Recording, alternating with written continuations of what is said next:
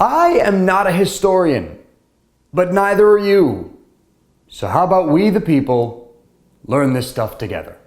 Welcome to US 101. If you ring that bell,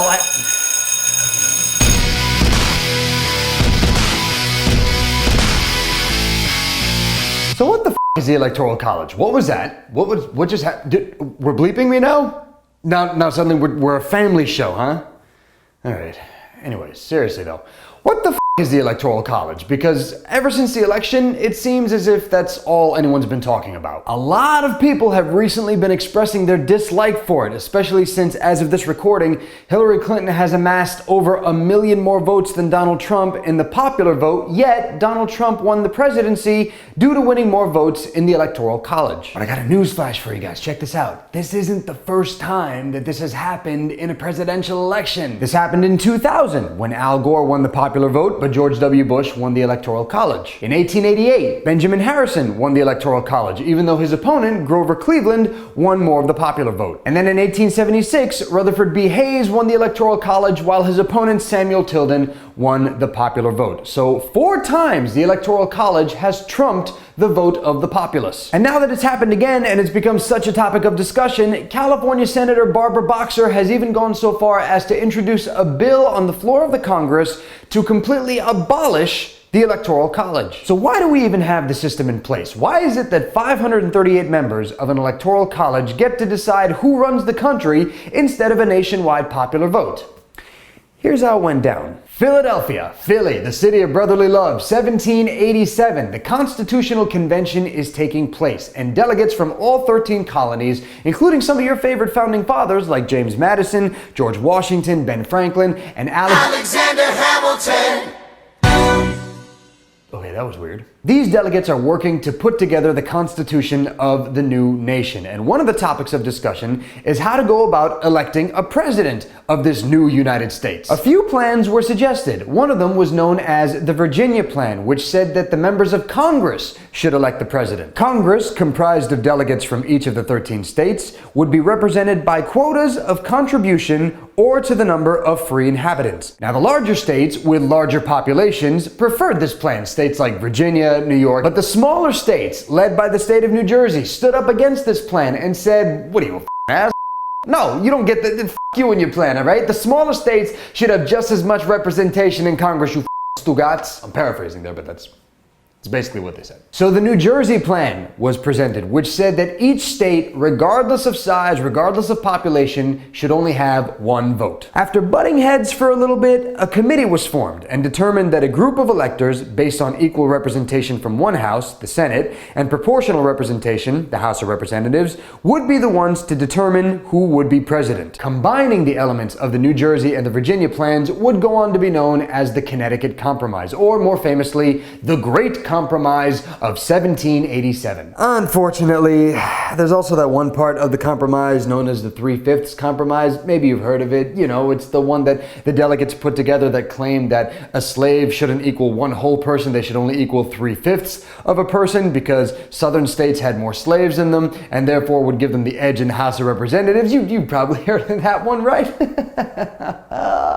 Oh, white people. Anyways, on September 6, 1787, the convention approved of the Electoral College. But the question still remains, why? Why do we have this? Why not let a popular vote decide who becomes president? James Madison and Alexander Hamilton. This is what we're doing now? James Madison and Lin-Manuel Miranda, I thought you were slick, huh? They addressed this in a series of essays that they wrote defending the Constitution, known as the Federalist Papers. Hamilton. Yeah, that guy. He claimed that the electors would come from the people and that the election would take place among all of the states so that nothing corrupt would influence the great body of the people. He also added that no elector could hold office so that no one would be biased towards any particular candidate. However, Hey!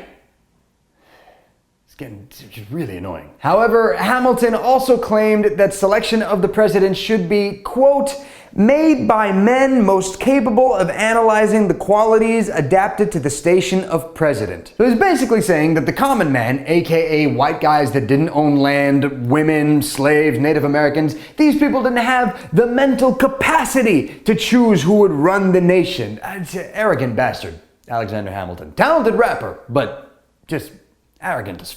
And so with that, we have Article 2, Section 1, Clause 2 of the Constitution, which states, "Each state shall appoint, in such manner as the legislature thereof may direct, a number of electors, equal to the whole number of senators and representatives to which the state may be entitled in the Congress. But no senator or representative, or person holding an office of trust or profit under the United States, shall be appointed an elector." Then we have Article 2, Section 1, Clause 3, which originally stated that whomever got the most electoral votes would become president, and whoever came in second would be the vice president, which is why in the election of 1800, Thomas Jefferson got the most votes, he became president, and Aaron Burr, who came in second, became his vice president. But that would change in 1803 with the addition of the 12th Amendment, which says that electors would now cast separate ballots for president and vice president, which is why in the election of 1804, TJ became president again, but Aaron Burr wasn't automatically his vice president. But who exactly are these people? Who are these members of the Electoral College? They're defined as state elected officials, state party leaders, or people in the state who have a personal or political affiliation with their party's presidential candidate. And these electors meet in their respective state capitals on, let me see if I get this right, I believe it's the Monday after the second Wednesday in December to cast their vote for president and vice president. And once those votes have been cast, all those votes are sent then to the Congress, which then meets in a joint session to tally up the votes and officially declare a winner. And there you have it, man. The origin story of the Electoral College. I know it's not as riveting as like a superhero origin story, but could you imagine if the Electoral College were a superhero movie on the big screen? That would be a boring movie. I mean, not as bad or as boring as Green Lantern, but you get the idea. So now that you know where the Electoral College came from and why it exists, let's have a discussion in the debate in the comment section, man. Do you think that moving forward in future elections, the Electoral College should still determine who becomes president and vice president? Are you a fan of that system? Or do you think that a direct national vote, we the people, should directly elect who runs the nation? Thank you guys so much for checking out the second episode of US 101. Hopefully you enjoy the series so far, and if you do, like the videos, share the videos, subscribe to the channel, and I will see you guys next week for the next episode. Until then, I still don't have a sign off, so happy Thanksgiving if you guys are celebrating this week, and yeah, I think we're done. All done. I'm gonna go this way now. So bye-bye, farewell, all done.